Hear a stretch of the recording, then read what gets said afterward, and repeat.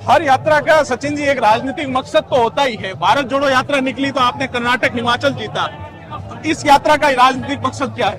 कोई मकसद नहीं है। राजनीतिक मकसद क्या होगा? मैं जिस विश्वास जिस चीज में करता हूँ वो है कि जनता की बात सुनो, जनता की आवाज बनने की कोशिश करें, और अगर जब पब्लिक हमको नेता मानती है, काम उम्मीद करती है हमसे, उन मुद्दों को हम नहीं उठाएंगे तो मैं समझता हूँ वो सही नहीं है। इसमें पॉलिटिक्स नहीं है, इसमें कोई व्यक्ति विशेष या महत्वाकांक्षा या पद या पोस्ट का से कोई लेना नहीं है। और देखो, आप 2-5 दिन धूप में निकल लें, ये क्या कष्ट पीड़ा है। उन बच्चों की सोचो जो 2 साल मेहनत करते हैं, उसके माँ बाप कैसे कैसे पैसा इकट्ठा करते हैं, कोचिंग, ट्यूशन, किराए का मकान, किताब, पूरी मेहनत करके वो पेपर लिखने बैठते हैं, पेपर लीक हो जाता है, फिर कैंसिल हो जाता है, फिर ओवरेज हो जाएगा। तो ये जो हताशा की, उदासीनता की भावना है, ये नौजवानों के जहन में अच्छी नहीं लगती। उनको आशावान होना चाहिए, उनको सिस्टम में विश्वास और आस्था होनी चाहिए। वो कैसे हम दोबारा जागरूक करें, उस दिशा में मैं चाहता हूँ लोग काम करें। सचिन जी, एक और ये सवाल था कि पार्टी के प्रदेश अध्यक्षों या प्रभारी, उन्होंने कहा ये सचिन पायलट की निजी यात्रा है, बहुत शॉर्ट टर्म पे आपने ये यात्रा प्लान की, कोई बड़ी तैयारी नहीं की, लेकिन इतना बड़ा कारवां आपके साथ जुड़ गया, इसको कैसे देखते हैं? मैंने कहा ना, मेरा से कोई लेना देना नहीं है। मैंने सिर्फ इश्यूज को उठाया, उन इश्यूज को पब्लिक ने सही समझा होगा, इसीलिए लोग अपना काम छोड़कर इतनी कड़कती धूप में हमारे साथ चल रहे हैं। जहाँ तक प्रभारी साहब और अध्यक्ष जी की बात है, उन्होंने क्या बोला मैं इसमें कॉमेंट नहीं करना चाहता हूँ।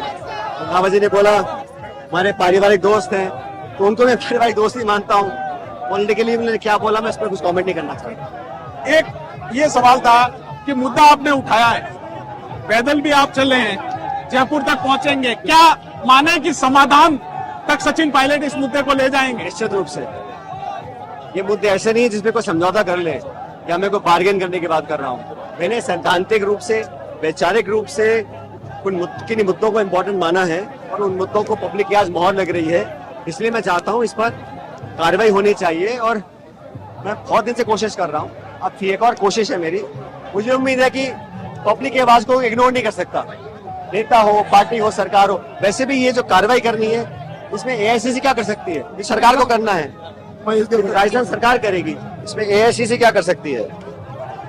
तो ये माने राजस्थान के जो ये यूथ आपके साथ चल रहा है, कई ऐसे मेरे को छात्र आज मिले, मैं 3 दिन से आपकी यात्रा कवर कर रहा हूँ। अलवर से आया, उसके पिता ने उसको 500 रुपए देके भेजा है, वो 4 परीक्षा में सेलेक्ट हुआ, लेकिन पेपर रद्द हो गए। आपके पीछे उसके चप्पल में 3 छेद है सर। अब ये तो मैं कह रहा हूँ, ऐसे कितने नौजवान लड़के लड़कियां होंगे, शिक्षित हैं, और बेरोजगारी देश में बहुत बड़ा मुद्दा ऑलरेडी है। लेकिन जब बेरोजगारी है और फिर नौकरियों में और पेपर में और इंटरव्यू में और पारदर्शिता नहीं होती ना, ट्रांसपेरेंसी नहीं होती, तो दुख दुगना हो जाता है। इसलिए मैं चाहता हूँ सिस्टम साफ हो, भूल चूक परिवर्तन हो, पूरी संस्थाओं को ऐसा बना दिया जाए जिसमें किसी को आरोप लगाने की गुंजाइश ही ना बचे। अब वो जयपुर में एक पेपर लीक के एक दलाल के किराए के मकान पे बुलडोजर चला दिया, अच्छा किया। लेकिन कटारा जो अरेस्ट हुए आरपीसी मेंबर, उनके मकान पे अभी तक बुलडोजर क्यों नहीं चलाया? अगर बुलडोजर चलाना ही न्याय है तो ये जो है ना कार्रवाई, ये समान होनी चाहिए। ये अब जारोली थे, आरपीसी चेयरमैन थे, क्या हुआ उनका? बर्खास्त किया, अब केस हुआ नहीं हुआ किसी को पता ही नहीं है। इस प्रकार से लोगों का विश्वास टूट जाता है अगर कार्रवाई नीचे तक नहीं होती। अब हो सकता है उसके तार ओढ़ के जुड़े हों, वहां तक कैसे पहुंचेंगे?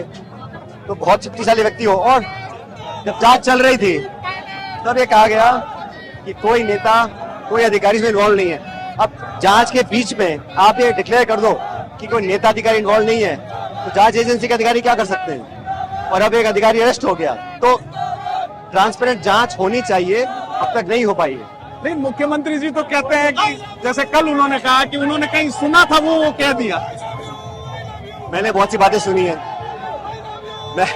मुझे बहुत लोगों ने कहा, बहुत आरोप लगाए, मैं बात मंच में बोल दूंगा, तो ये कोई बहुत गंभीर राजनीति का परिचय नहीं है। खैर उन्होंने क्या कहा नहीं कहा वो महत्वपूर्ण नहीं है, महत्वपूर्ण यह है कि अब हम क्या करने जा रहे हैं इन मुद्दों को लेकर। तो माने कि सचिन पायलट इस आंदोलन, इस जो मुद्दे उठाए हैं, उनको एक समाधान की अंतिम राह जयपुर के बाद भी ले जाएंगे। मेरी कोशिश यही रहेगी, अगर सरकार नहीं सुनती है समाधान ढूंढना ही पड़ेगा। तो ये थे सचिन पायलट, इनका कहना है कि बिना समाधान ढूंढे मैं ये मुद्दे छोड़ूंगा नहीं और समाधान तक इन मुद्दों को ले जाऊंगा।